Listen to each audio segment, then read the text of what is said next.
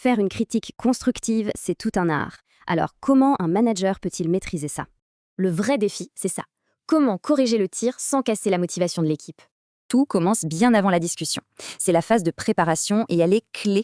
Première chose, on rassemble les faits. Uniquement les faits. Ça évite les réactions à chaud.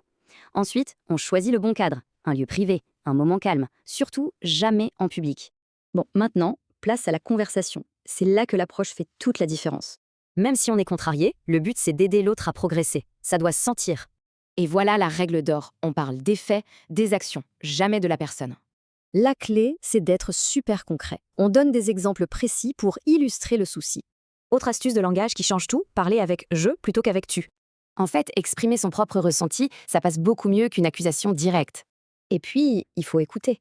Il y a peut-être une explication qu'on ignore complètement.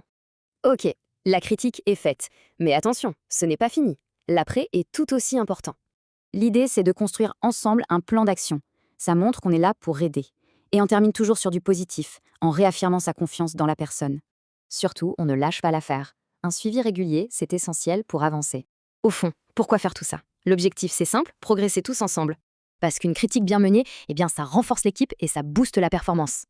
Finalement, on pourrait presque voir ça comme un cadeau, non? Un vrai levier de progression.